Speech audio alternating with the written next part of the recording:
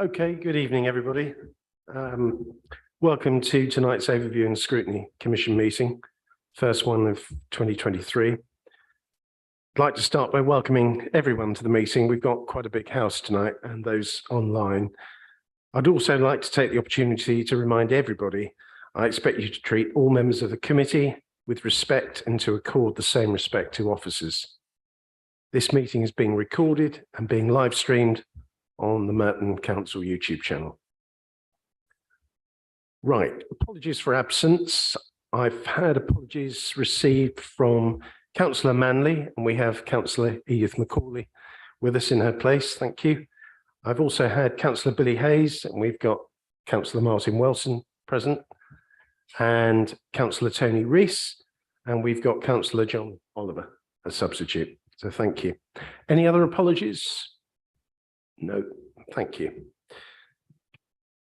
Item 2, any declarations of pecuniary interest? No. Minutes of the previous meeting. Just before I ask panel members, I did have a couple of minor amendments from Councillor Oliver this afternoon, a couple of items just to be reworded, nothing really material, which we will sort that out if anybody wants to know. Can you just, sorry, just on that, can we have clarified what are these amendments before? I think they should be circulated if there is amendments to the minutes. Yeah, they're not so much amendment, very slightly. On page 2, we've got a sentence change to read slightly better. Only a small number of employees are affected by the London living wage uplift, which will equate to an increase of around £16,000 on the council budget. And on page 3, we've got, however, the website is used for a multitude of different things, and the emphasis now is on encouraging people to sign up to receive electronic communication. There was a query about the rapporteur review, but that's fine. And after toilets, just deleting but a minor point. Yes, I might reword that. Okay, so apart from that, everybody else happy with the minutes? Good. Okay, now we've got the budget update. You should have all brought your packs with you, but we'll start. We have the Cabinet Member for Finance, Councillor Billy Christie, who will introduce the report. And we also have Roger Kershaw here, who will also take part in that. But if I can just pass over to you, Billy. Thank you, Chair, and thank you for giving me the opportunity to say a few words. I'm happy to be here to discuss the business plan updates from the October, December and January Cabinet meetings, including the relevant parts of the £3 million of revenue growth that we're putting into our budget, as well as the current projections to have a balanced budget for both the forthcoming financial year and the one after that. The papers also contain details of our plans to give the majority of Merton residents a special one-off 1% cost of living discount on their council tax bills next year. We're also clearly here to scrutinise the saving proposals that the administration have put forward. As my first budget process as Cabinet Member, I'm extremely grateful to the directors, to Roger, Louise, Jane, John and Adrian and their teams. I've seen all the hard work that has gone into this process, the many rounds of proposals, challenge meetings and the research that has gone on behind the scenes. But as a result, I'm extremely confident that these budget updates, the growth proposals and the savings proposals are robust, are reasonable and are sustainable. And I am extremely proud that despite the upheaval caused by the government, we've been able to put forward a balanced budget, as I say, for the next 2 financial years. Clearly, though, I didn't come into politics to make savings to the council's budget, but in the environment we're in and that we've been in for the past decade, it is necessary that we take these steps to ensure we bring forward this balanced and sustainable cost of living budget in March. So, Chair, happy to answer any questions from panel members and thank you. Thank you, Billy. Roger, do you want to add anything? Thank you, Chair. Just briefly, I think you can see from the 3 sets of reports before you tonight how the budget gap has moved towards the position that Councillor Christie has outlined in January, whereby we have balanced the budget for the next 2 years, and we've reduced the gap quite considerably for 25-26 and 26-27, which is a very good position for the council to be in. Just focusing on some aspects of the January report, and just to outline, there's still a few things that we're waiting for with regards to announcements. One is the final settlement that we expect from central government, where they outline the funding available to councils. We had a provisional settlement, which we have reflected in here, and that impacted on council tax thresholds, etc. And we also have to submit our NNDR1, that's our business rates return, which will help us finalise and update our returns from business rates. So there's a couple of changes that will still be made to the numbers, but we will that will come to the February cabinet, but we will still have a balanced budget for the next 2 years. I can guarantee that. The budget position has been improved from the December cabinet report in a number of ways, which are outlined in the detail of the report. I'm not going to go into absolute detail, but clearly the decisions that the council's made on council tax and the social care precept, which is those increases were expected by government and built into their numbers, have had an impact. Some further revenue savings, which you're going to be focusing on tonight from the directorates, has also improved the position. Also in extra investment income and charges for freedom passes, which have improved the position for the council. Although those charges are increasing, they're still below the budget that we've originally set. So we've got some savings there. And perhaps equally importantly, we've also reduced our dependency on using reserves as a basis for balancing some of the budget lines, which has improved our position considerably going forward. So happy to take any questions on that, but I'll leave it to members tonight inevitably to scrutinise the savings and those aspects within the budget. Thank you, Chair. Thank you, Roger. Okay, can I invite any questions on the October and December cabinet reports first that are in the members' information packs?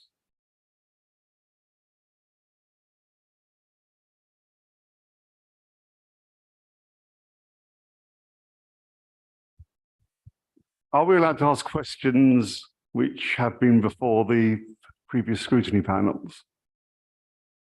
I think if they're relevant, ask the first question, Paul. Let's see. Okay. What I don't want though is, if it's already been answered before, let's not, we'll crack on, but let's get you started. Okay, just a particular question with regard to closing Eastways Day Centre. I note in the equality analysis, it says the Alzheimer's Society will support the delivery of the proposal. Do the Alzheimer's Society support the proposal?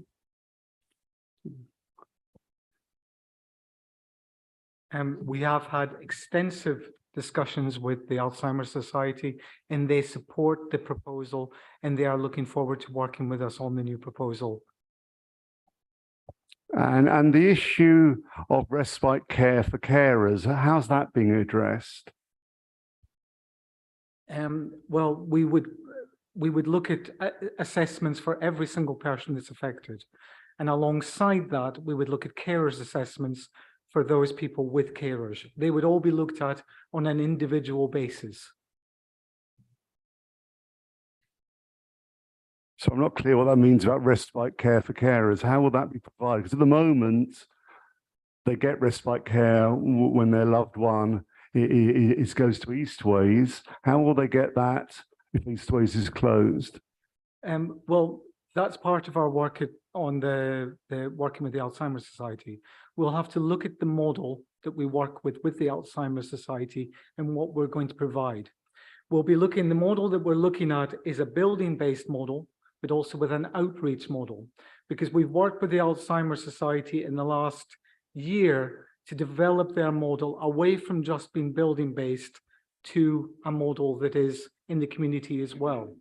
Each of the people that are impacted by this that currently attend a day centre will have an individual assessment, and their carers' needs will also be assessed as well. And we will look at supporting those individual residents and carers moving forward. Thank you. Any other questions? Okay, let's move on. Oh, beg your pardon, John.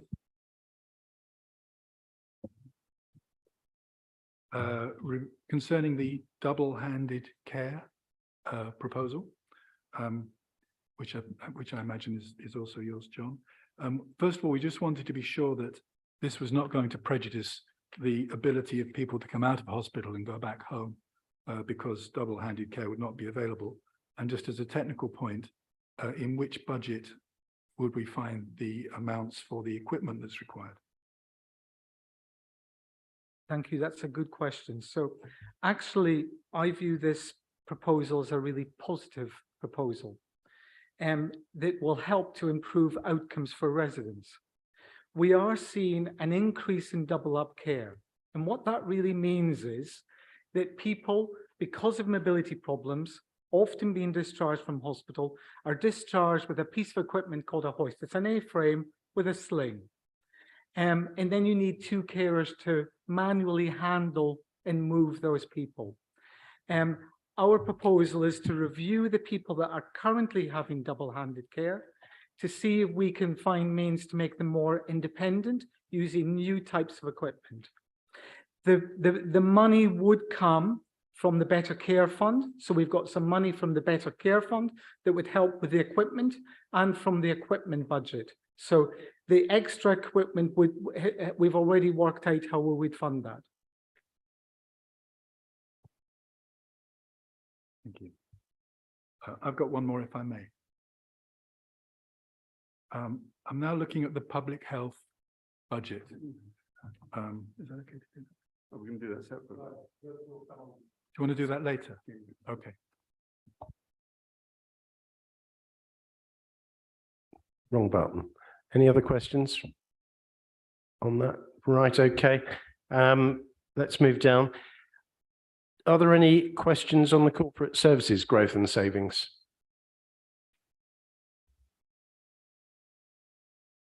No? Yeah, yes, just one. But these are newer ones, so maybe. Well, we'll come on to January. That'll be next. Okay, if there aren't any questions, I'll come on sorry, to. there is one, which is just the one about the saving that might mean that we can't write to people and tell them about the identity requirements for future elections, which seems possibly a very unfortunate saving to make in the interest of participation in elections.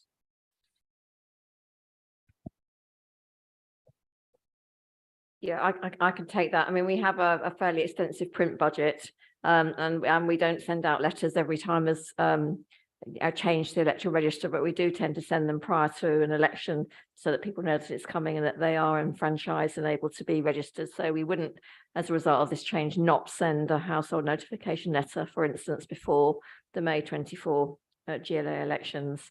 But we don't send them every year, and we think we can accommodate this saving because we're increasingly using Government Notify to contact people by email. If they're not on email, we'll send letters. Thank you, Louise. I'm sure there'll be quite a lot of publicity on what's going to be required in terms of voter ID anyway before that, the big national campaign. So I'm sure if there was an election next week, it might be different, but I think there will be a lot of time people will find out. Are there any other questions? Or we'll move on to comments on the January Cabinet, the additional savings. That's in your supplementary agenda that you should all have.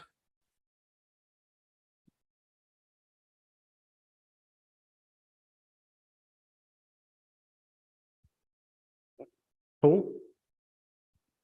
I have 4 I'd like to explore, if I may. Turning to the something on schools, is Councillor Kenny here? It's not here. Okay, well, it's the It's with, actually, can I ask a question before that? Can someone explain to me why the more contentious savings are all being delayed till this meeting, so they didn't go through the specific panels? So, Billy.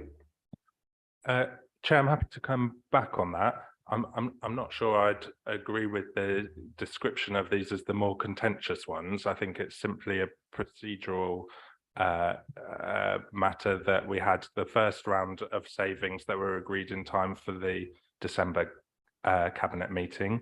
There remained a budget gap, and so clearly additional savings were needed, and they were brought to the January cabinet, which by the time that had happened and proposals had been agreed at the January cabinet, that was not in time for the scrutiny panels, but that's why they're being discussed here tonight, Chair.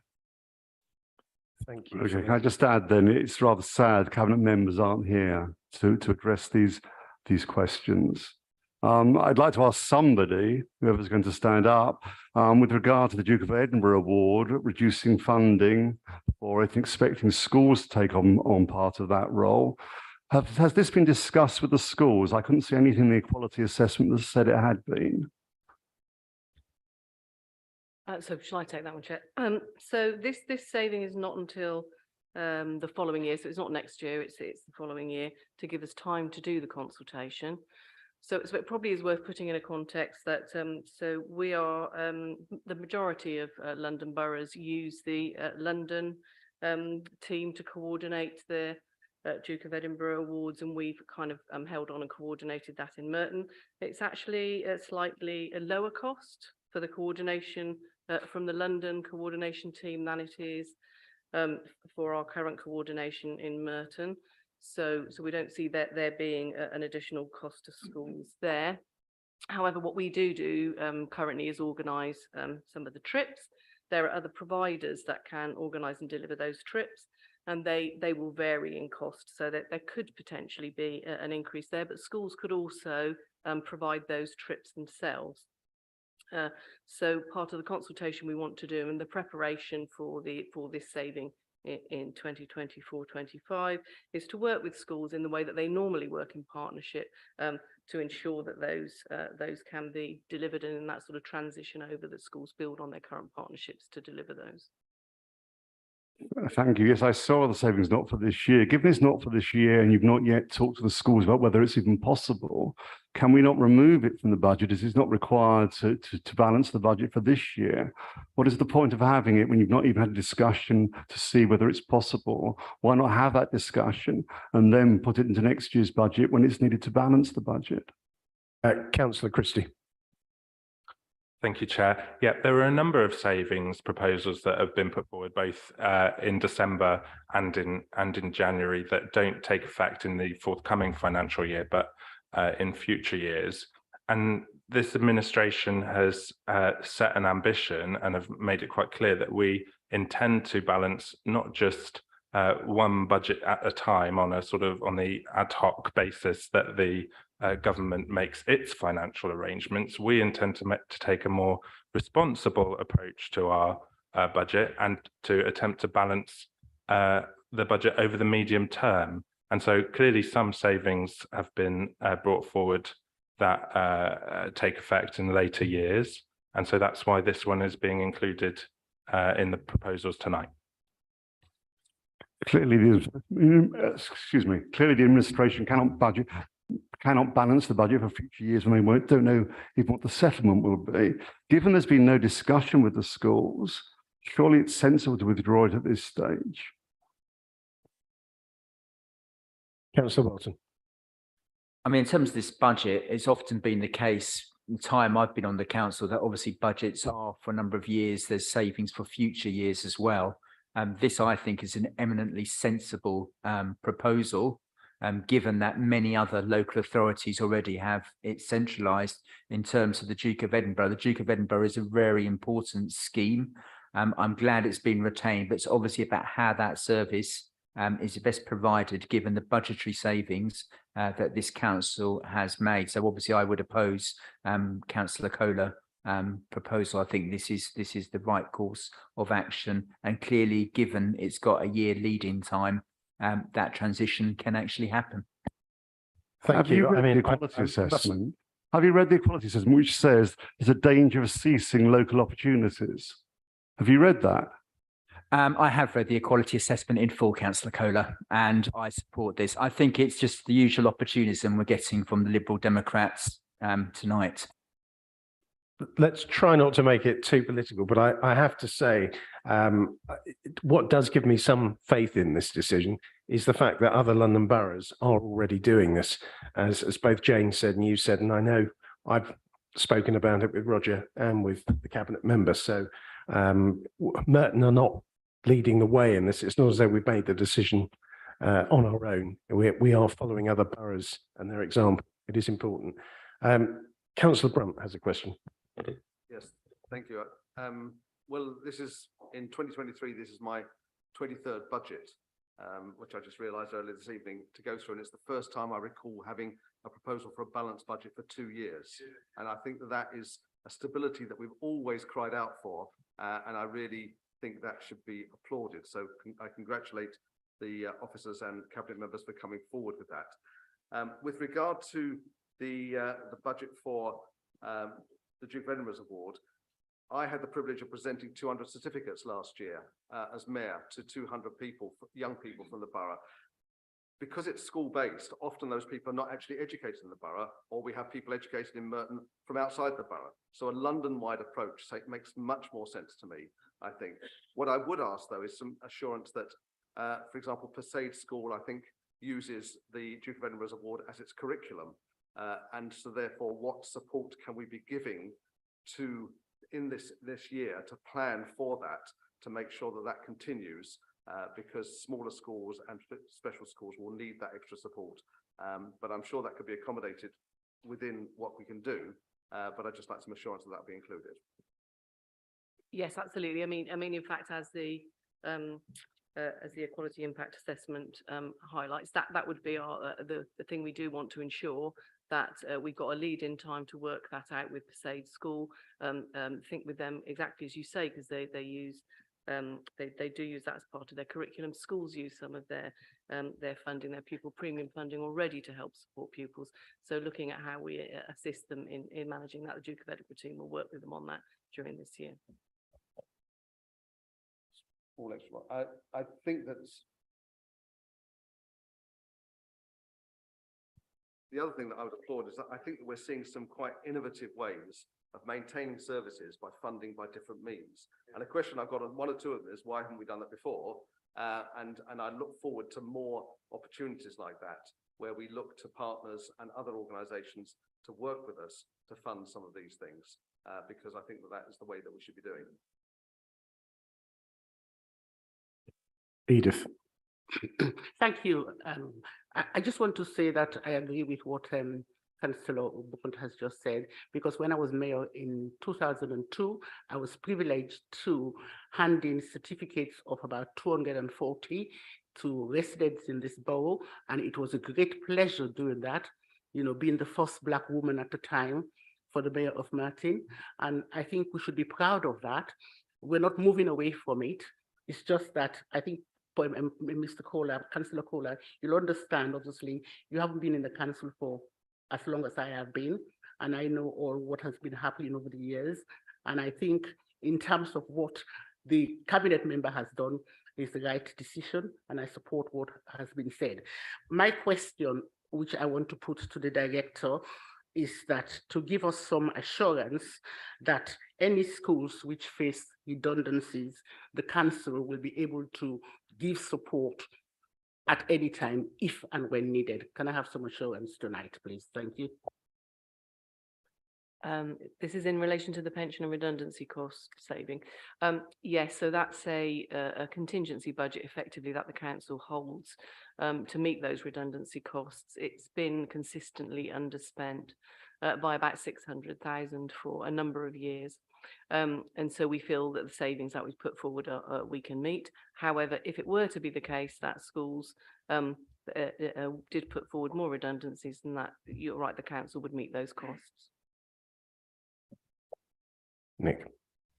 Thank you, Chair. I'd also like to endorse Councillor Brunt's comments. I certainly welcome the initiative of looking for other ways to fund services. It's certainly a position the Conservatives are quite strong on, and we think that's a very good idea. And I think we'll see a lot of merit from it. Partnering with outside bodies and seeking different ways to funding and opportunities can only be a good thing. Thank you. I agree. Councillor Oliver. Thank you, Chair. Firstly, just a general question about savings. And of course, the idea of having two balanced budgets is great. Just is everybody aware that the budget that we've been presented with has new savings of about 4.3 million a year, inherited savings agreed in previous years of about 2.2, that makes 6.5. And I'm sure the interim finance director will correct me if I'm wrong, but this year we're so far failing to deliver the savings that are in this year's budget in October to the tune of 2.8 million. So we've got a huge mountain to climb in terms of delivering savings for this balanced budget to actually be delivered. It's one thing to write a budget, it's another thing to deliver it. Roger, can you answer that, please? Yes, thank you, Chair. That's an area we are keen to ensure is delivered. And as we've gone through this budget round, we have been as diligent as possible in terms of making sure that these savings before you today are deliverable and will be so. With regards to previous year savings, the council is correct in one sense that we have had difficulty in delivering some historic savings, but largely those savings have been deferred for a year rather than resulting in being not deliverable. So okay, we would have hoped to have delivered them this year, but most of those savings will be delivered next year. So it's not that we haven't delivered them, it's just that their delivery has been delayed for largely legitimate reasons, etc., and timing, etc. Thank you. Anything to add? No, just to get, do you agree with my number, which is 4.2 plus 4.3 plus 2.2, that's 6.5. And as at October, 2.8 from this year. So the total amount of savings to be delivered is over 9 million. That's probably right. I mean, I'm done the totting up myself, but I mean, it just reflects the extent to which the council has had to find savings in order to balance the budget, and just reflects the challenges that this council has in line with most councils in terms of the funding that we get and the manner in which we have to balance our budget through reduced costs. Thank you. Are there any other questions? Yeah, I have a few still. Can we turn to the parking increases? Before the last election, the leader of the administration said, "I'm listening to residents, that's why I'm stopping parking price increases." Now they're going to be raised by 16%. That looks cynical. Can you assure me it's not?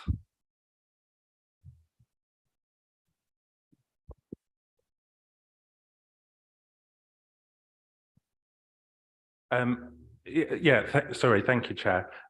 In terms of Councillor Kohler's conflation of the proposed saving that was brought forward in a previous budget round by a previous administration and the one that's being brought forward today, I would suggest that he's not quite right. They're not the same savings proposals. The proposal that we're bringing forward tonight is for an inflationary increase on the cost of parking permits in the borough, having taken a decision during the years of the pandemic to not apply the inflationary increases to resident permits. So unless the Cabinet Member for Transport or the officer would like to add anything further, I hope that clarifies things. To clarify, no increases during the pandemic. Any increase this year will be in line with CPI inflation, which is what most local authorities are doing. Do the Cabinet members think that people are in a better financial position now than they were during the pandemic? there are very tough, difficult decisions to make. Difficult decisions were made by all local authorities during the pandemic. We would hope that there was a better government in place that could get us through these difficult times. There isn't. They've taken their eye off the ball. They've had 3-4 different prime ministers in 2 years. These are very, very difficult times for local authorities wanting to do what is right by their residents. But I do believe that having not placed the increase during the pandemic was the right decision, and now is the difficult but right decision to go in line with CPI inflation. Councillor Christie. Yeah, thank you, Chair. And in addition to what my colleague Councillor Alan Brutus just mentioned about the extremely difficult position councils up and down the country have been with facing the costs of inflation, Councillor Kohler also gives me the opportunity to say that we do absolutely understand the financial position that many of our residents are in, and that's why we are bringing forward a cost of living budget. That's why we have created and are in the process of allocating the funds from a special £2 million cost of living emergency fund, which is going directly to support residents during this cost of living crisis.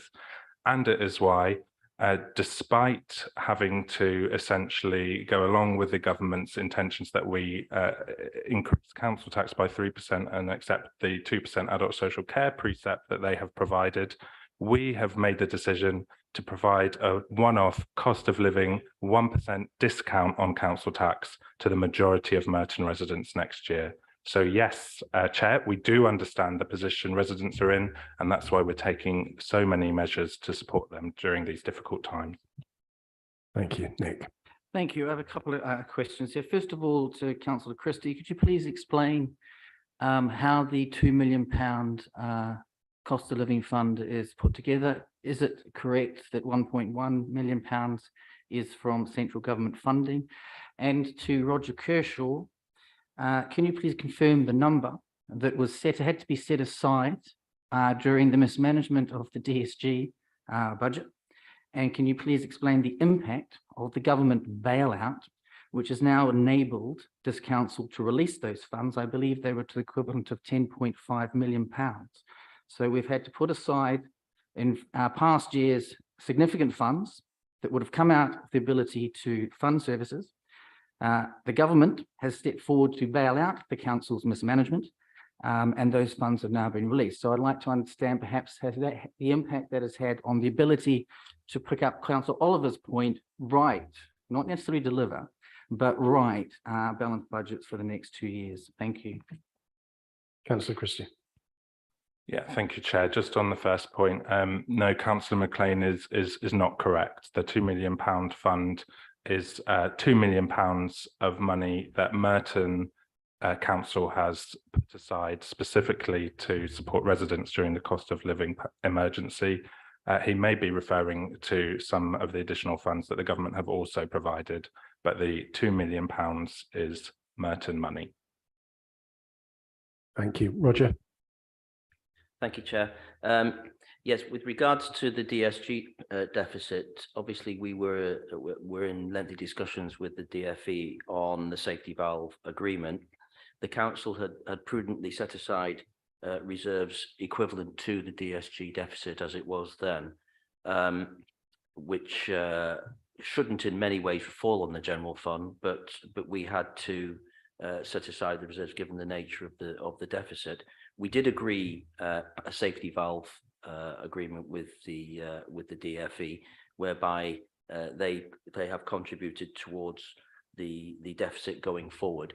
But they've also, as part of that agreement, we had to put in our own reserves to that, which in many ways is not the best use of our general fund reserves in terms of propping up the DSG deficit.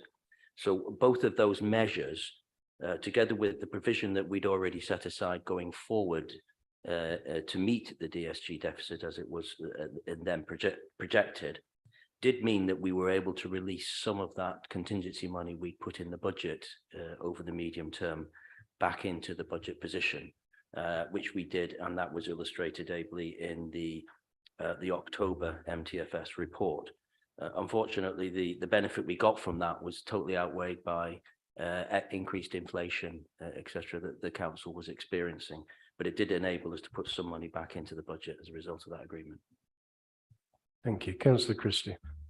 Sorry, I was just going to add, but the director just got there at the end of his comments. I was just going to add that if it wasn't for the chaotic mismanagement of the national economy by the government, and the outrageous levels of inflation that we have been hit with, we would not have had to bring forward any additional savings this year, and we would have been projecting balanced budgets, but unfortunately, that's the impact of Conservative governments in Westminster, Chair.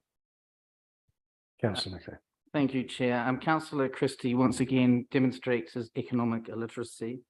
What we are facing right now is a global situation caused by lockdowns. Whether you agree with the lockdowns or not, they happened. The Labour opposition supported it, and indeed, Captain Hindsight would still possibly have us locked down if they had their way. So I think just simply to be going back to their age-old blame the government for everything, it actually diminishes Christie's position. It just shows his ability or attraction, let's say, to student politics.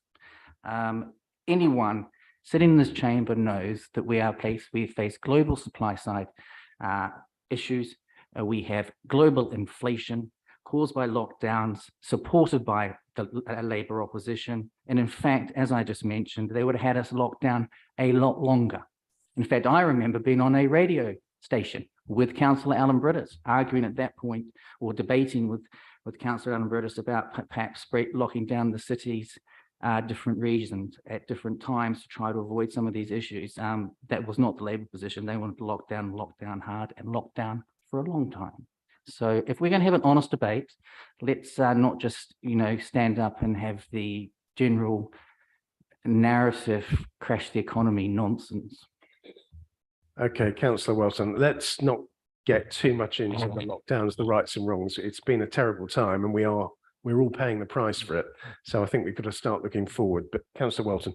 I'm a bit amazed that suddenly we can blame this on COVID lockdowns for inflation in this country, which is way above other comparators in Europe and America. The figures bear that out. If you look at those statistics, we have the highest inflation of any G7 nation currently.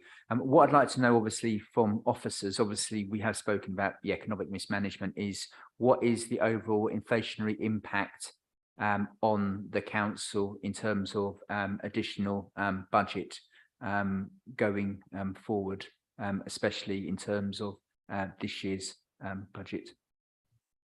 Thanks, Martin. Roger, do you want to answer that? Yes, Chair. Just getting the numbers. The amount we've set aside for inflation for pay for 23-24 is some nearly 4 million. That's the ongoing impact of the 6% pay award. And in addition to that, we've added another just under £3 million for projected pay next year, with regards to an assumption that we'll get a 3% cut, a 3% increase. For prices, we've set aside about 4.5 million based on a 3% increase in the hope that inflation will come down a bit. But we've also set aside an excess inflation contingency of some nearly 3.2 million, because one of the great uncertainties for me looking forward in terms of financial risk is what impact inflation will have on the council's budget and the contracts and the expenditure it needs to incur. Thank you. Agatha.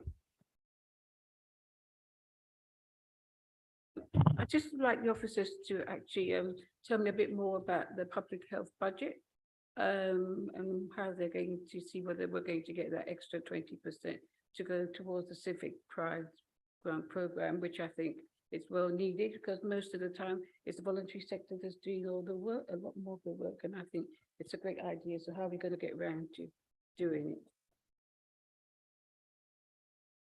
So, oh, sorry, thank you. Adult social care currently fund the voluntary sector through the civic pride grants for about 1.7 million a year, and we've guaranteed that for the next 3 years, and we've been doing that for a number of years. But the money has always come from the adult social care budget, and many of these projects that are funded in the voluntary sector are actually public health preventative services. So this proposal is to move some of that funding across to public health. And I mean, I wouldn't put this saving forward if I didn't think it was possible within the public health budget. One of the uncertainties is, which I spoke about, is scrutiny. We haven't had the final financial settlement yet for the public health budget, but we are expecting it in the middle of February, and we are expecting it to be the same with an inflationary increase. This is what we're being told to expect. So how we'll do that, we will look at a number of means to do that within the public health budget, which is a large budget of £12 million. It is looking for things like the contract, our sexual health contract. And currently, I mean, previously we had a very building-based service for sexual health, and we've moved to a much more service that we can send kits to people. That's a very popular service. Most young people do not want to go to a clinic to find out about their sexual health. They want to go online and get things sent to them. It's very successful. It's very, very well utilized. We want to extend that more and increase that service. There'll be a saving like that. It's other things like that that we will utilize to ensure the money is in the public health budget to fund this one. Thanks, John. Peter. Chair, if I could just follow on from what John has said. I undertook at the Scrutiny panel to provide additional information to explain this, and we felt that the easiest way to do this was in the equality analysis, which is part of the supplementary agenda. You'll find it on pages 151 to 157 if you are looking at a hard copy, and if you're looking at it on your laptop, it starts on 153, and that sets out exactly what's proposed here. And I think what is really important in terms of the explanation is that we're talking specifically about the provision of specific preventative activities, and we provided a list of examples in Appendix 1. All of which aim to support those in need, develop active and supportive communities, providing activities that prevent, reduce and delay the need for health and social care services, and which contribute to tackle health inequalities. And if you look at in Appendix 1, the kind of organisations that we're talking about, you've got Wimbledon Guild providing one-to-one support for vulnerable, isolated older people with limited connections in the community. Age UK in Merton are providing advice and living well services for older clients in Merton. Merton Mencat are providing a Saturday hub for adults with a learning disability. People with learning disabilities experience all sorts of exacerbated health inequalities, and so we really need to support them. We've got the Attic Theatre providing singing groups and movement workshops for people with dementia. We heard earlier about the importance of dementia, and the Common Side Trust providing a drop-in community cafe, a range of activities for older and vulnerable residents living in Pollard's Hill with a 2-course hot meal Monday to Friday.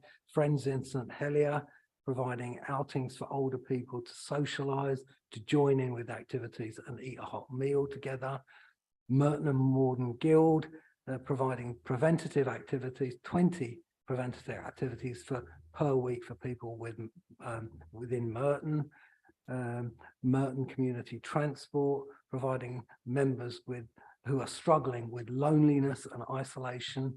Merton Vision preventative activities including travel confidence, Northeast Mitcham Community Centre, preventative activities. You know, this is all public health. And the most interesting comment I heard all day, part of my new responsibilities is to establish good partnerships with health. And this morning, John and I were at a meeting with the health leaders and with the leaders of the integrated care partnership. And no less a person than Vanessa Ford, who's the chief executive of the Southwest London Merton Mental Health Trust, and sits on the board, chairs the board of the Merton Place, which is part of the new structure that's in place, said a couple of really important things. She said, I think we should be giving more grants, all of us, to the voluntary sector because they're nimble. They make our money, public money, go further, and they're really innovative and they can change and adapt quickly. And I said, well, actually, that's just what Merton's done with the Civic Pride initiative. And I congratulate my colleague, Ellie, who's been responsible for driving that through. And then she said that she really felt that it was important that we provide that support because it helps on the prevention initiative. So that's only this morning we're getting that sort of endorsement. And I think it's really important that we do make a contribution from public health without it damaging the ability of public health to deliver. And this is within the grant rules that we have been provided the funding for. Thank you, Councillor McKay. Just before we go on, we've sort of skipped on from Agatha's question onto really item 5, healthy communities. I apologise, Chair. It's not a problem. It was very good. I didn't want to interrupt you, Peter. But can we just go back and just finish off 4? Are there any references or recommendations the Commission wants to send to Cabinet? Hold on, there's 2 more questions I want to ask. We are going to come back to public health, aren't we? Yeah. We definitely are. Okay. We're not. We're certainly not finished on it. Okay. Can I? I'm so pleased Councillor Ambritis is here.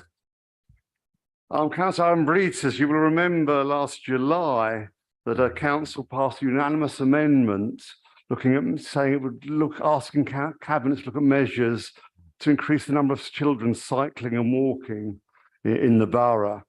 Can you outline to me how that is consistent, or your budget amendment to stop road safety training for children is consistent with that motion and with the safety of our children?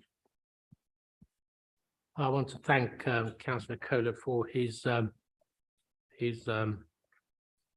question or point or whatever he wants to ask, but we are not stopping road safety training for children. We're repurposing it.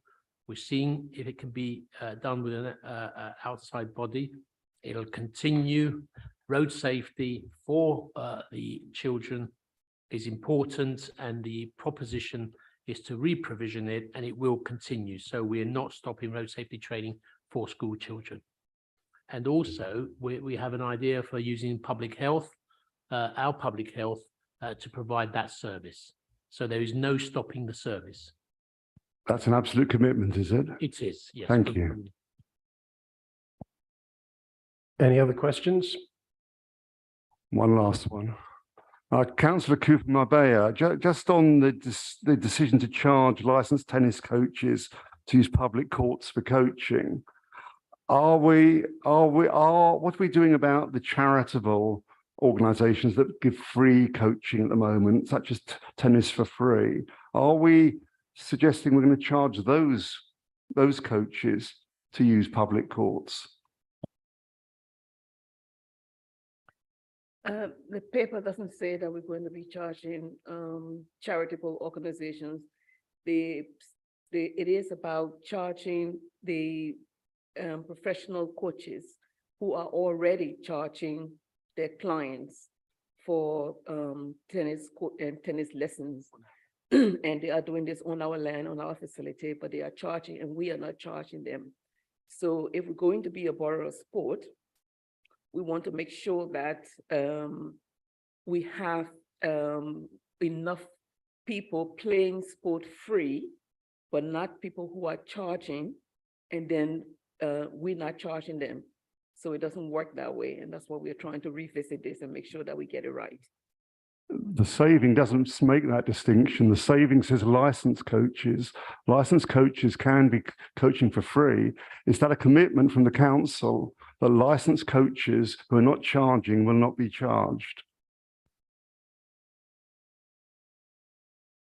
Yeah, license, we are charging people who are charging their clients. So this is not about charging people who are doing it free. So yes, it's people who are charging for, it's professional coaches who are charging their clients, and we are not charging them. So that's what this is about. Yeah, that's great. I just like the saving to be written in the way you've now stated it.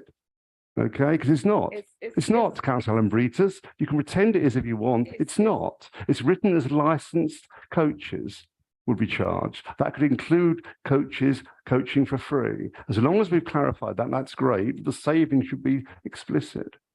Well, yeah, it is like that. And we want to just make sure that we are providing for other people as well to have the opportunity to play and not being charged. Thank you. Thank you. I think the cabinet members made that clear. Certainly my interpretation of it. Are there any other questions? Councillor McCauley. I just wanted to ask the officers to clarify what impact the Listos budget had on pension fund in the council, because I did ask the questions of my past employer and I got an answer. It's just to clear my mind in here. I wanted to know whether it impacted the pension fund in the council. Thank you. Roger. Sorry, I didn't hear the beginning of the question. Was it about the Listos budget, the budget that she had, the mini budget, when the pound went down? I wanted to know what impact did it have on the council's pension fund? Okay, when the pound went down, sorry for confusion. It did have an impact on the pension fund investments, and well, that coupled with a number of other world events obviously impacted on our investments, and we lost a fair bit, about 10% of our fund value in that time. But it is since been recovered as the markets have recovered, and we benefited from having a diverse portfolio within our pension fund, so that we were able to robustly defend our positions with regards to those world events. And I'm pleased to say that our pension fund, it has now recovered to its original form, and it's about 108% funded compared to the liabilities that we have estimated with regards to pensions going forward. So the pension fund is in a very healthy state. Councillor Costa. Thank you, Chair. And if I may, could I start off by addressing a point that Councillor Kohler mentioned earlier regarding the process for scrutinising any additional savings that arose after the scrutiny panels. One thing that, as Chair, I made clear is that any additional savings that were to come up in a cabinet meeting would be scrutinised tonight, and panel members all understood that they could come to us to ask any questions regarding any additional savings. And so, you know, the process is quite clear with regards to that, and it's why we're here tonight. My question, however, is around the Brightwell Centre. Whilst I support looking for alternative providers which come at a lower cost and can still provide the same level of service, it would be great to hear from the Director for Children, Schools and Families around what measures we're going to put in place to ensure that we source a provider that's able to provide the same level of service that the children currently receive, especially given the high needs that the students have. Thank you, Chair. See Jane's ready. Yeah.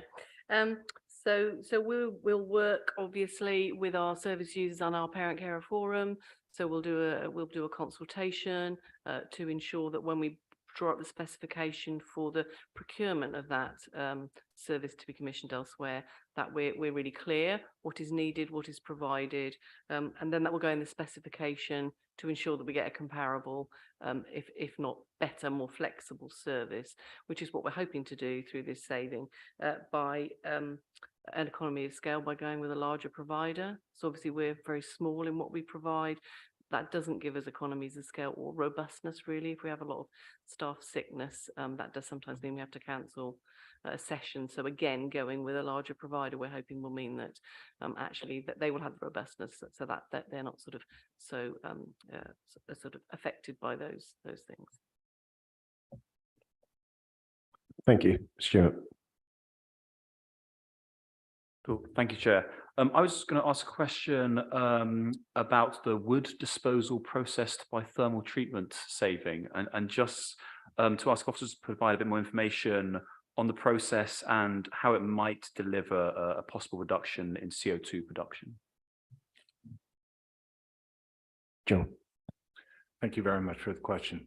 In terms of the process would be to send any of the grade B to D wood materials from our HRRC to the energy from waste treatment plant. That process is less intensive from a carbon perspective and is carbon neutral in its nature in terms of reclamation of energy through the process, as compared to the intensification of hauling the material to third-party destination sites and then reprocessing that material. The intention within the saving proposal is also to put in measures at the site to reclaim grade A wood, which is offcuts of wood that don't have furniture on them and are clean in that material, to look for alternative processes to either reuse that material or to recycle that material. Thank you. Thank you for that. Are there any other questions? Okay. Do we have any recommendations the Commission would like to send to Cabinet? No? Okay. Let's move on to item 5, which we've already touched on. A little bit more of, well, let's hear from the Healthier Communities panel. We've had the Cabinet member give a very good brief on some of the savings there. Has anyone got any questions? John, we'll have you first. Thank you, Chair. I'd like to make sure, first of all, that I've understood this, that there is a saving of £330,000 per year from the adult social care budget. That is a saving, but the money is being transferred to another budget. So I'm not quite clear how that is a saving and not just a transfer, but maybe someone can clarify. Well, thank you. As I've said, we have a commitment to fund the 1.7 million to the voluntary sector over the next 3 years. 330 of that will be transferred to the public health budget, and they will fund those specific projects around public health related themes. The saving will then come, the 330, from the adult social care budget. Paul? Oh, sorry, John. I must be very dumb, but I don't get that. Where does the saving emerge? Well, no, I think it's relevant to this.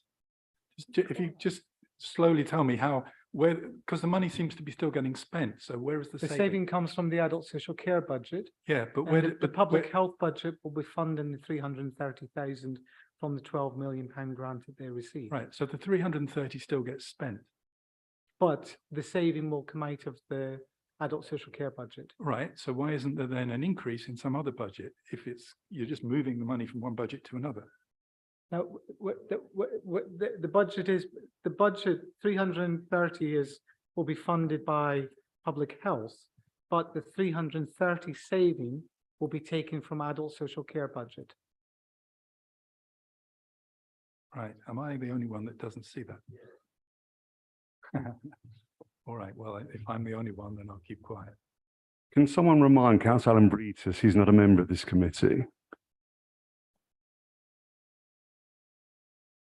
I have a Councillor question. I have Could a I try and question. clarify? Sorry, Sorry. Peter, let Peter answer. If I may, I'll try and clarify.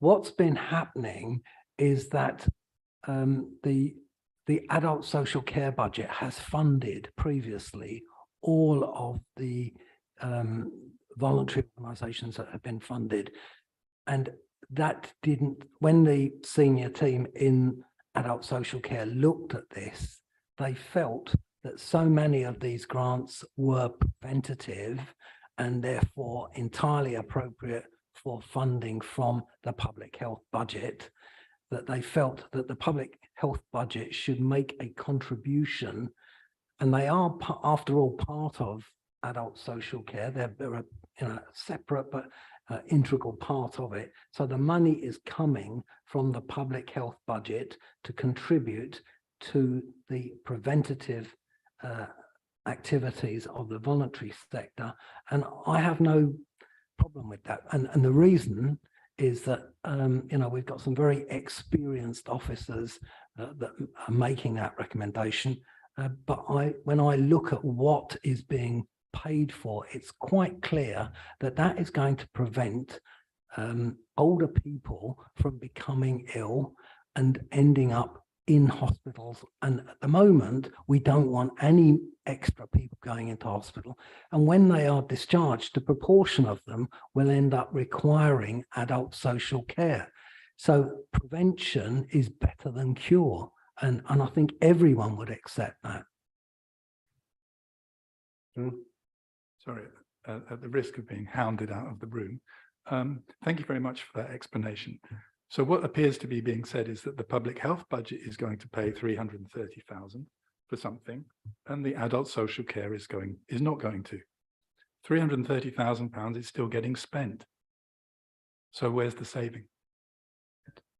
The 330,000 will come off. The saving will come from the adult social care budget. So.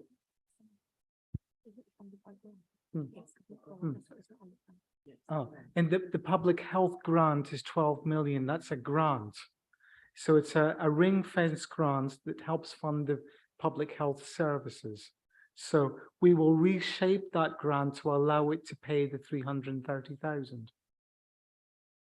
Okay, so the answer to my question is, we're getting that money from outside. Health grant comes from central government. So basically, we're not making a saving ourselves. We're transferring some expenditure to a central grant.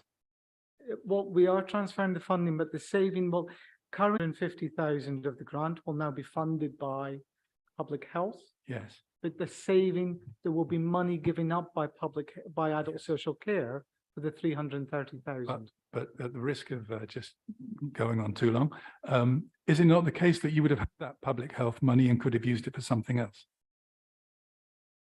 Oh, I mean, yes, of course. Yes, so you haven't actually made a saving.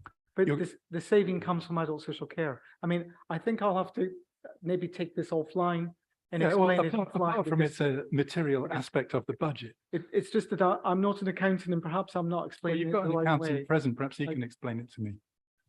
I mean, one aspect that we need to recognise is that we expect public health grant to increase. Okay. And that's yet to be confirmed, but we would expect it so that 330,000 can be picked up from part of that increase. So it will be spent within the public health arena, and therefore it will still be spent on that area, but it just won't be spent in adult social care. So they will make the corresponding saving. Right, but if that increase happens, it happens, whatever you spend it on.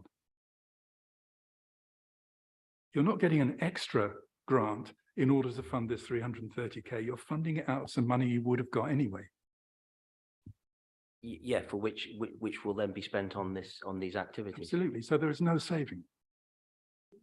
There is a saving because the adult social care will not have to spend that money. But you're going to spend it out of another budget. Chair, I think if I could, in the panel, I offered to provide more information. I have done that in the equality analysis, and I thought that was certainly providing information, the information requested at the panel.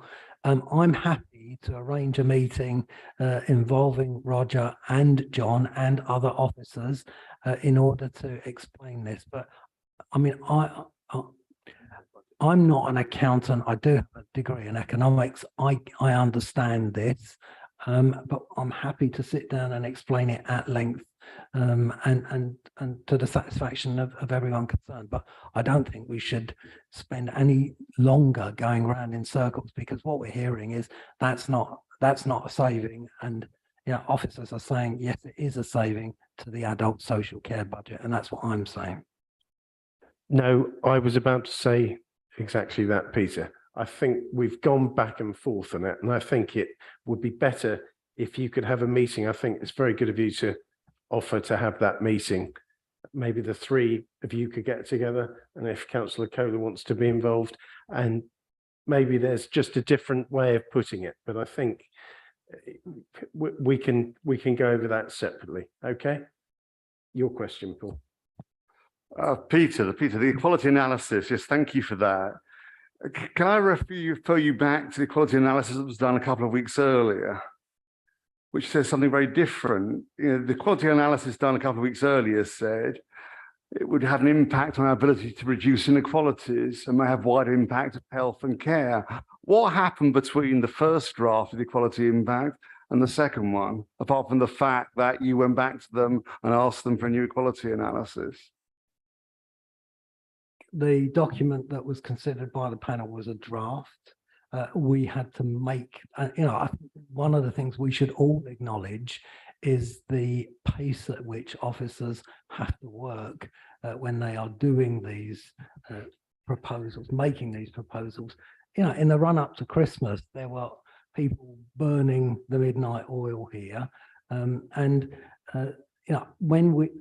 I listen, and that's one of my responsibilities, to listen to the panel. When I listened to the panel, it became clear that we hadn't explained it well enough in order for people to grasp what we were proposing to do.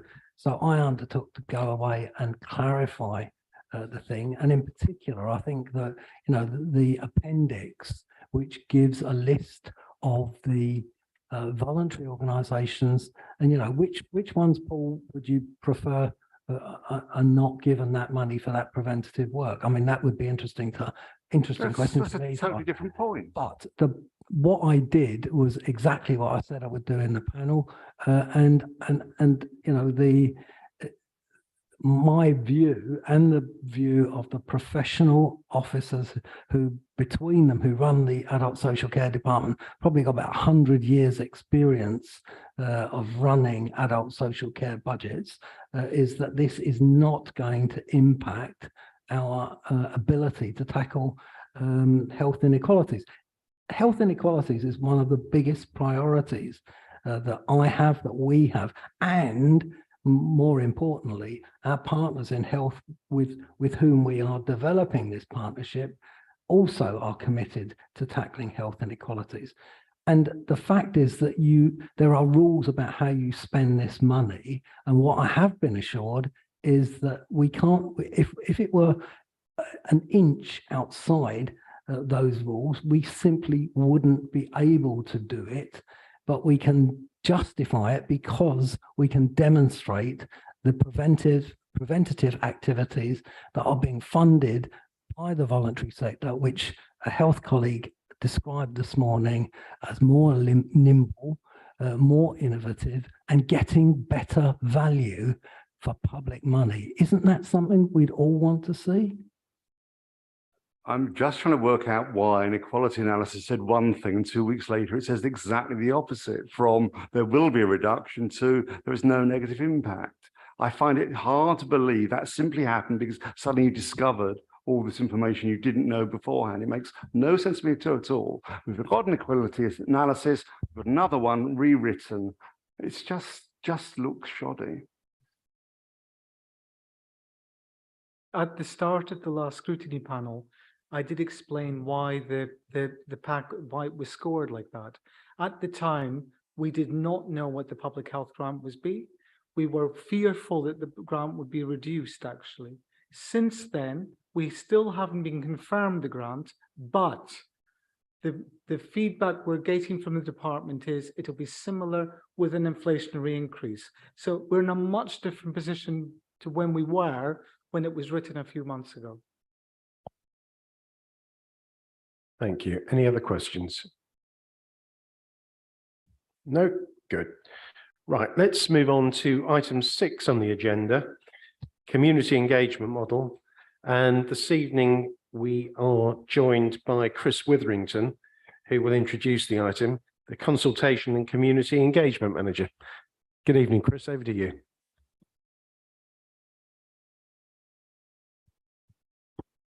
Evening, everyone. Thank you very much.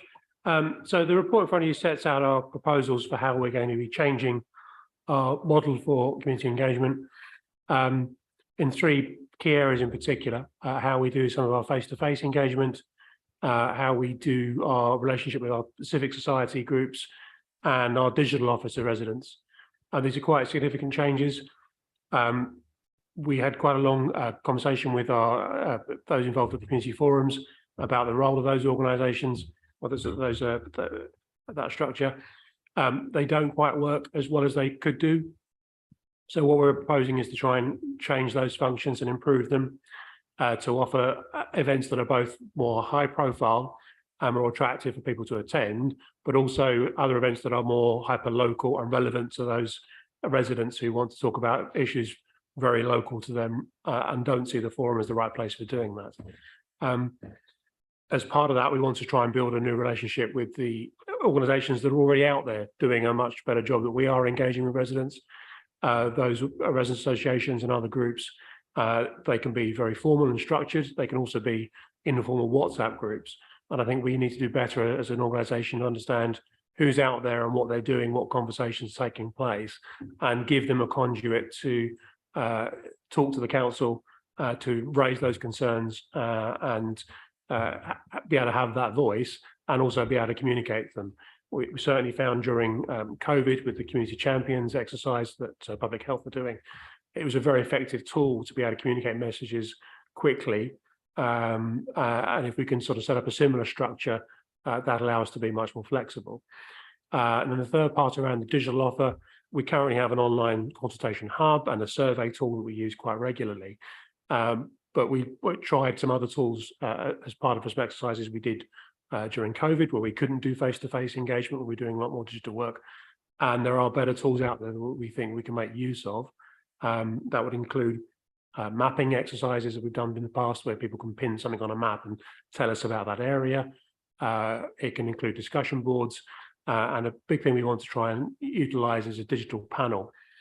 So this will be a group of residents that are invited to participate on a random sample basis that we can regularly check in with and ask them questions about different issues.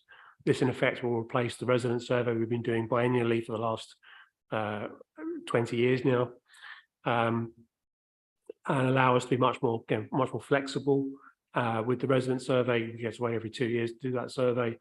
Very similar set of questions every time, a fairly blunt instrument that often raised as many questions as we answered.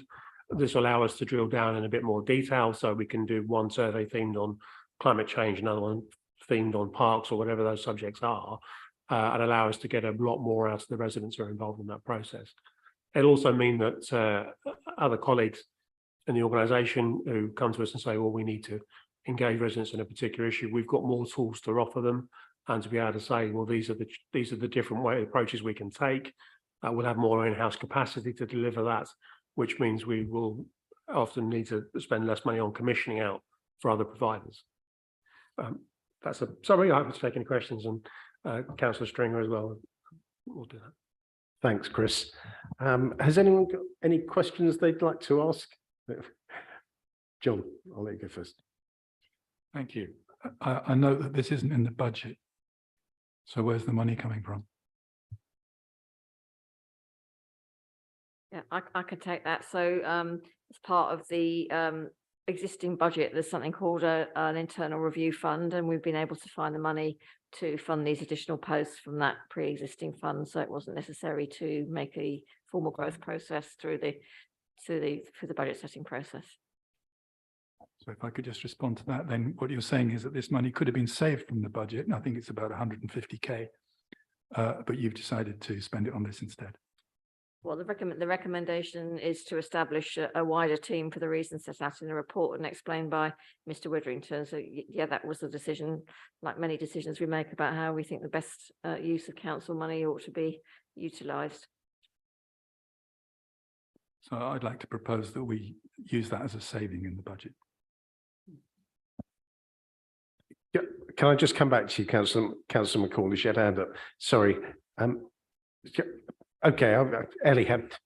Thank you, Chris, for the document. I think I agree with the reforming of the community forums because this has been long outstanding. There is confusion, especially in the eastern side of the borough, because my borough, my ward, Lavender, which I represent, a lot of people have said to me they don't even know where they have to go. During the first community forum, they used to go to the library in Mitcham, and now they are in Colliers Wood Library. Some of them are not aware of the dates. And in fact, the last community forum, which I attended in Colliers Wood Library, was more councillors than residents. And we need to look at this. A lot of the people are not aware where they belong. This is what we need to, especially as I mentioned in the Mitcham area, because I think leaflets will have to be sent, and we have to do a lot of advertisement in libraries to ensure that people are aware where they have to go. Thank you. Just before I take, was Ellie, did you?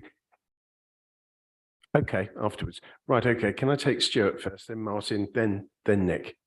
Great, thanks, Chair. And I just really wanted to say I think the proposals are really solid and really great, and it's improving on a situation that isn't working right now. And to be honest, I'm actually quite shocked to hear from some of our colleagues over here that they want to get rid of this. I mean, I've heard so many times recently about trying to involve, particularly from your side, trying to involve people in local politics, trying to get people to be engaged. And it was only about half an hour ago that you were talking about trying to make sure people knew they had how they got to know about the right to vote, how to make sure they could be properly enfranchised. So to kind of hear that now we should cut, trying to find better ways to improve engaging the community, that doesn't quite make sense to me. But my question is just what specific tools you want to use to actually promote these events, make sure they do get to a wide audience that's out there. I mean, are we talking about things like social media? I remember some of these things like My Merton, but I'm thinking kind of broader. How are we thinking bigger about making sure that people actually know about these events and actually making them high profile, like in proposals? Chris, would you like to answer that? Yes, and the speciality around communications is with colleagues rather than me, so that they'll be able to give a fuller answer. But yeah, social media be one of the tools we use. We already do use that, but it's perhaps not as successful as it might be. With the way that algorithms work, particularly with something like Facebook, if you're not paying, you're not really hitting anybody. And we've learned with other exercises, if you do pay for Facebook advertising, it can have quite a good impact. We're also trying to grow our e-newsletter and push that out, so that's reaching more and more residents as well. We would also look at what other advertising we could access, and leaflets, old-fashioned style as well, and look at what venues we're using and whether we can utilise their networks. And again, as we start to build that mapping of what local groups are out there, what local WhatsApp groups on individual streets, we'll be able to tap into those groups and get word out through there as well. Thank you. Martin. I just thought to say I'd actually welcome these proposals. What I would obviously comment in terms of the existing community forums within Merton. I chaired a scrutiny panel many years ago, back in I think 2006-07, along with Henry Nellis, who was the then Conservative councillor, which actually established the community forums, set up clearly in the last 16 years since then. Communications have been absolutely, transformed. Back then, we hardly had Facebook, we hardly had Twitter, we hardly had WhatsApp. We didn't have WhatsApp, didn't have Nextdoor. There's the whole way and means of how communication works has been absolutely transformed in that time. It's important that the council adapt to meet changing circumstances, but also as well in terms of how community engagement is undertaken by us as a council. Clearly, the community forums are not working, especially in the East of the Borough. And I think the format where we look at question time and having the annual community forum is something I believe can actually work as well. What I would obviously add as well is that I do think there needs to be, in terms of community forums, virtual options as well. So obviously people can engage online, because a lot of people don't like going out to a drafty hall. And I think COVID, in its ways, has allowed increased accessibility through the use of technology, and it's something we have to adapt and change according to that and according to current needs. No, thank you. I'll ask Councillor Cohen. His hand up for a while. Can I just make an initial point? This is a scrutiny panel. We don't have party positions on every point. My colleague was speaking for himself. I'm speaking for myself. You can have different positions. I know that comes weirdly to Labour members, but you don't have to be whipped on a scrutiny panel. Without a doubt, I'm happy. I'm pleased, Chris, that you've come forward with these proposals. It clearly isn't working at the moment. We're not engaging with the members of the public out there. There's not enough people coming to them. We must do more to publicise it. It's more than just that. So I welcome the general thrust of these proposals. However, I was given a sort of viewing of them with other members of Community Forum. And this isn't me, this was a Labour member. She said at one point, what about the backbenchers? What about the backbenchers? And there is an issue here. We've got to be careful. If we're talking about Community Forum working, they cannot be too top down. This special day with the leader, or this leader's question time, does worry me. It's just simply more about the administration telling people what they're doing rather than responding to what people want. Now, I know Ellie will say, well, look, he will be answering questions, but it's still very much the administration having a prime position to speak. Not exactly the cult of personality, but at the very least, I would hope for the leader of the opposition or other parties to be present there, so there could be a discussion, a meaningful discussion, rather than just leaders' question time. I had another point, it's now escaped me. It was probably even better, but it's now gone. So I will leave that one to posterity. Agatha. Sorry, Paul. Thank you. I used to chair the community forum for the Mitcham branch when it first started, and it was full. It was a new thing, and people came to air their differences. They wanted to know what the council were doing. You had various groups who come and do say stuff, and other people would come along. But as time, and we used to move it around from sort of Vestry Hall, Shaw Start, to the library, to Pollard's Hill. I used to move them around. But I think as time has gone, people have got weary, and people don't really know where it is, what's going on, and what they want. So it is time for a change. It is time to be looked at, to see how we can revive it. It is important, it is needed. We have to make sure that we're catering to the community so that we can actually support them and get them to say their say. Paul's remembered his other point, I think. So this really is an important point. One of the last community fora we did in Wimbledon, I reminded the people present that they could put forward a motion that would be taken to council. That excited people, excited interest amongst backbenchers since. There's been lots of discussion about it. I hope these proposals will not stop the ability of community fora to put forward motions to council, because that really is grassroots democracy. That really is the people telling us, look, we want you to vote on this. As I said at the last fora, I at that point am a delegate. I'm not a spokesperson. I'm not someone who's a representative. I'm simply a delegate putting forward the forum's view. And I think that's a really important point about allowing people to engage politically. So please, let's keep that point in. Let's not please remove that. And Ellie, I would love a straight answer on that one tonight. Ellie. Firstly, thank you for letting us bring this to the scrutiny meeting, and it's really important that we are, talking about these things whilst they're proposals and whilst we're still looking at these models. So we will be taking these proposals to the community forums as well.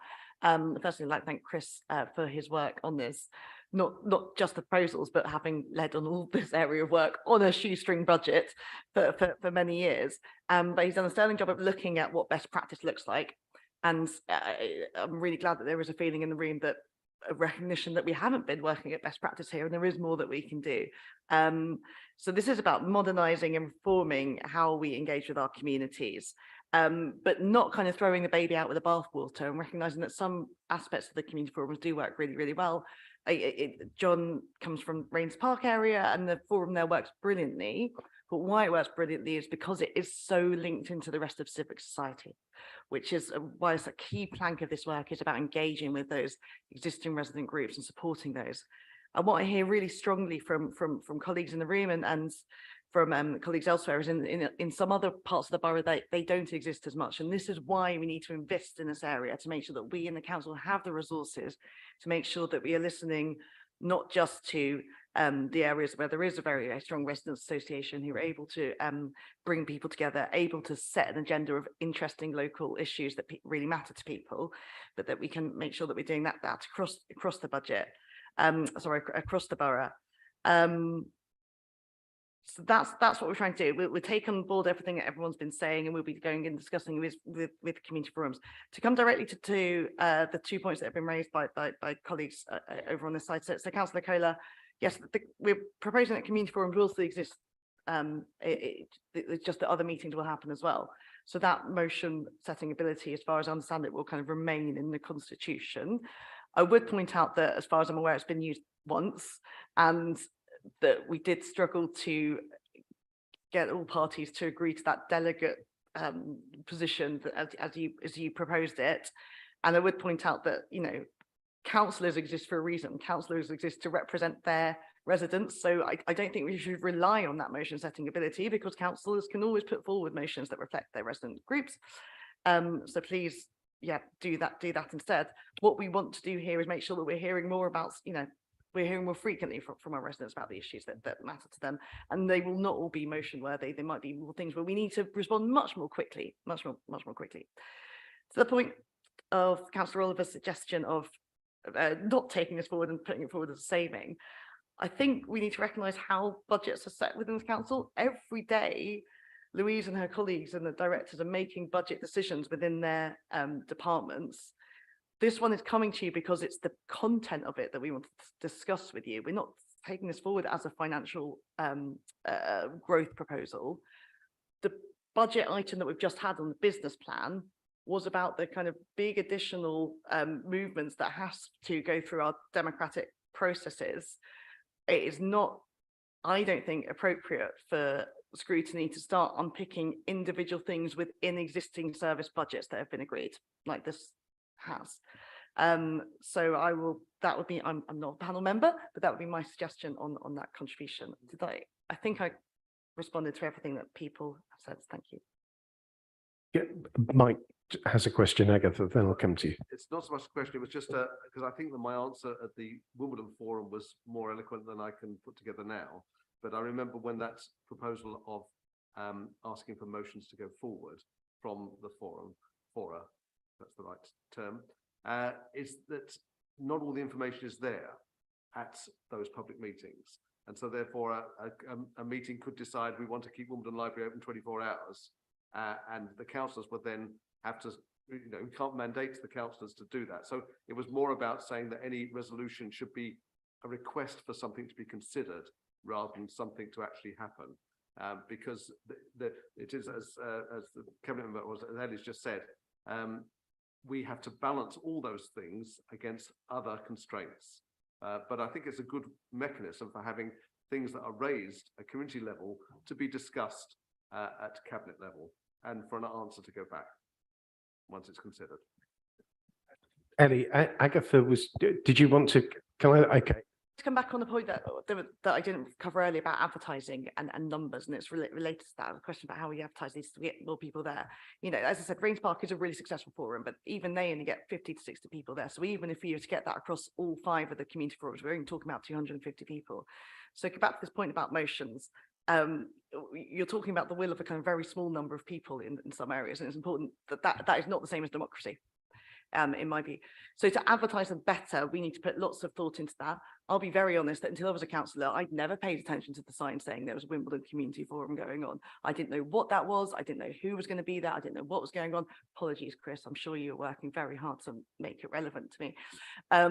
That is exactly what we need to a complete refresh of this means that we can be really clear about why people should come along to an event. And to come to the point that, you know, they won't just be hearing from big names, you know, everybody will be allowed to go to those and to ask questions, and we can hear from a range of different speakers. Agatha. Thank you. I think why it sort of fell down the pan, as I would say, not totally, I know Chris is working very, we used to have the community forum 3 times, I think, a year. So therefore, I mean, I was able to move it from ward to ward, different areas, and then it sort of got cut down to 1 on each Mitcham, Wimbledon, you know, officially. I mean, you could do your own if you wanted to, but I think if you want to get people at that time, you could get a lot of people because they're all coming from different areas. As I said, I went to Pollard's Hill, you know, went to Vestry Hall and also Figs Marsh. So you would get different people, and people would come about with their issues and want to know what's happening in the council. If they had anything to say, they would tell you what they want, you know, planning, whatever they wanted to discuss. But you could always go around and get a lot of people in that aspect. Thank you. Sure, just have Stuart first, Chris, and then there might be something you can answer them both at the same time. So yeah, just a very quick question. I just interested about the chaired by an independent facilitator, of who it was imagined that might be. So on the point about the frequency of the meetings, yeah, they did change. They were quarterly, and then they went to different patterns across different parts of the borough. So Wimbledon and Rains Park continued to be quarterly. Mitcham and Morden went to twice a year, and Colliers would talk to an annual meeting. That generally affected the turnout of those meetings. But the Colliers Wood one, even when it was quarterly, was still really poorly attended. I think that peaked at 4 residents at one meeting. So it always had that sort of structural problem before we reduced the frequency. Whereas at Rains Park, the other one, Extremes had 50 or 60 at most meetings and has continued to do so. What we need to look for is more bespoke solutions that are right for different areas. It can't be a one size fits all. So in Colliers Wood, there's a very successful residents association that gets 30, 40, 50 people at all of its meetings, and they meet monthly. So how can we link in with them better? They're doing a better job than we are. Let's make the use of that. But then that leaves Lavender disassociated, and same with Graveney. So let's work with the members for those areas to map out who's doing what in those areas, how we can link in with that, and how we can support structures if we need to build new structures in those areas. So having the one size fits all has not worked. And I think we need to be a bit more flexible in how we approach that. The other question around facilitator, I'm open to suggestions, but at the top of my head, I was thinking around maybe someone from the local press, or some of the more minor, TV and radio personalities that we have in the area. We should be able to tap up to sort of host those meetings. I know when the Mayor of London does it, usually someone like Nick Ferrari as host.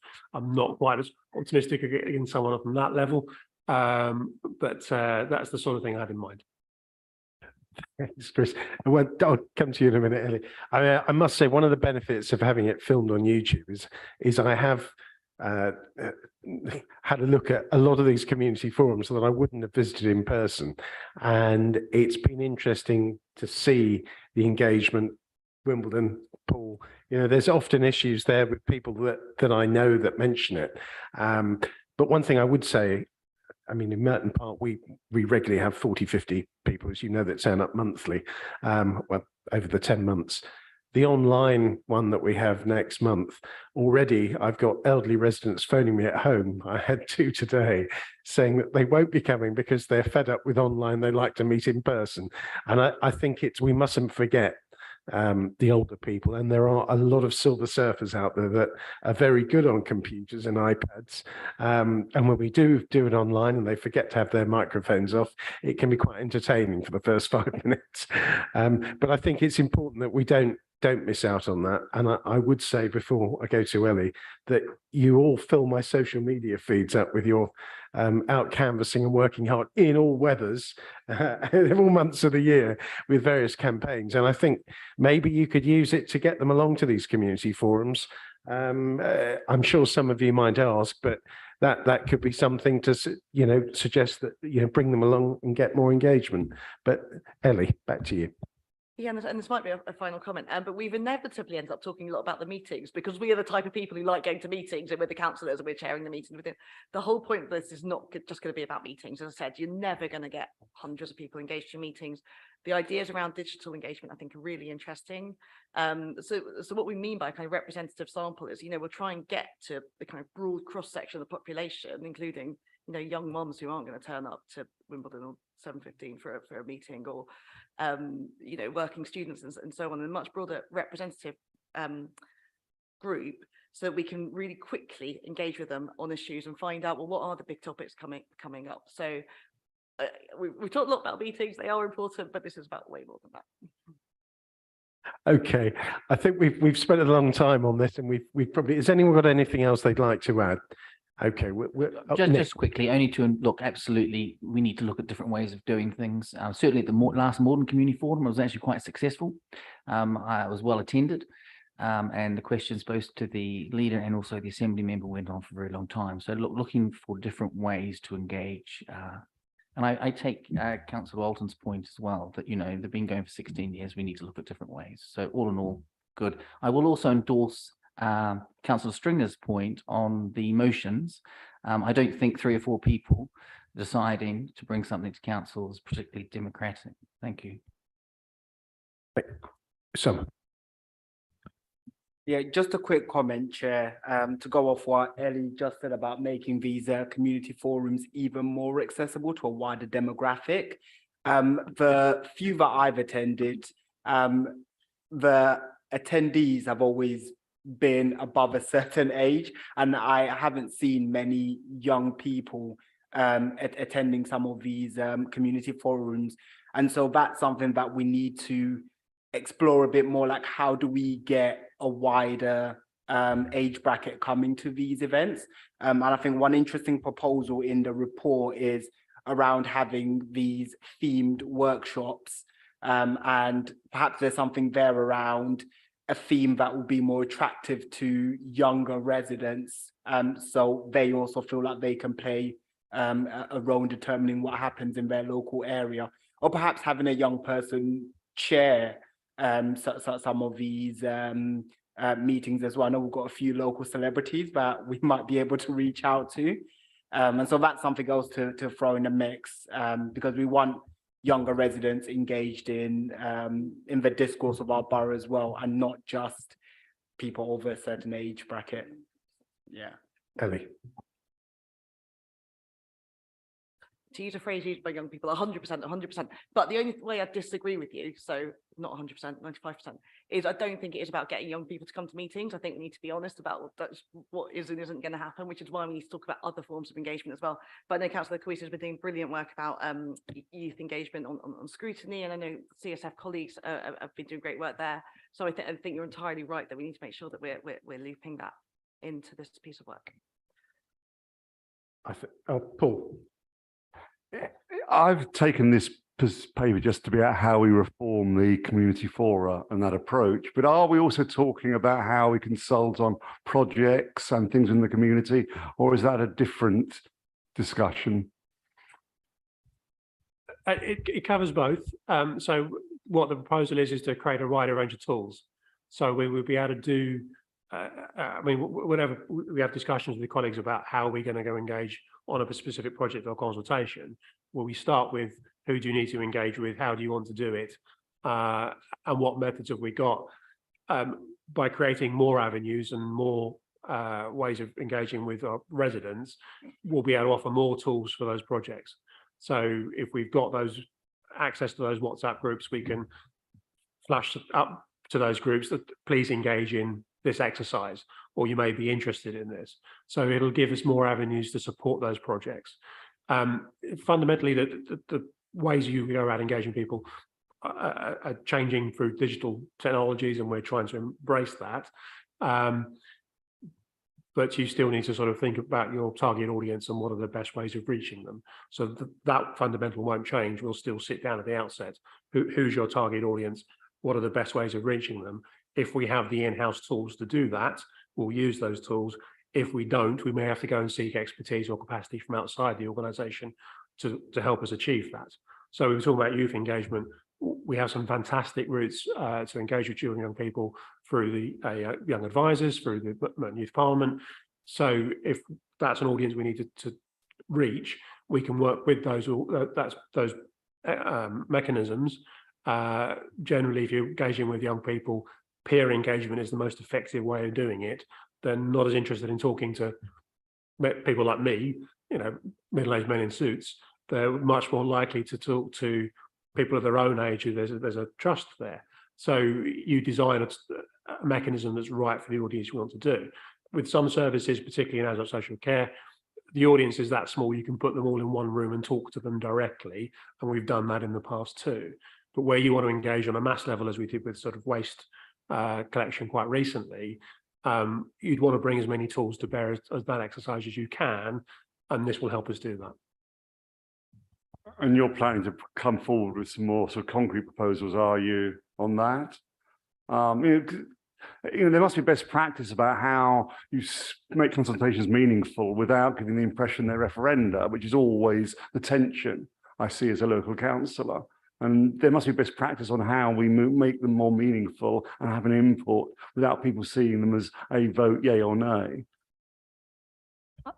If I can just interrupt, I think what Chris is saying is you tailor the consultation depending on what it is that you're consulting, and what this new proposal will give us is the resource and the technique to be able to provide to other parts of the council a really good consultation exercise whenever they need them, depending on what it is that we're talking to people about. So I don't think we're planning on bringing up a whole new consultation framework. This is giving us the resources, the tools, and the expertise to adapt to the requirements each on a case-by-case basis.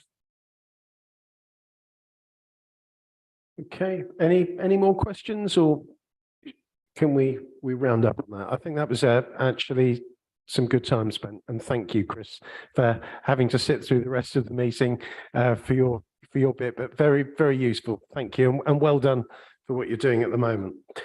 Okay, item 7, people, identify questions for the Borough Commander. Can we get any questions that we've got to Rosie by the 17th of February? I'm sure there'll be plenty, and I know, Stuart, you've done the ride along.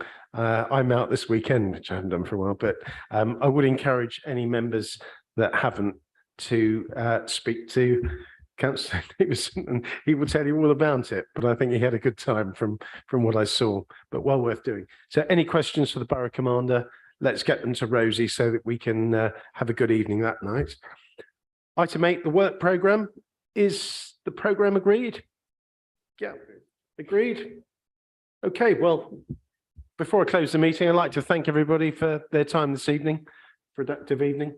Thank you, everybody, and thanks for joining us online as well. Thank you.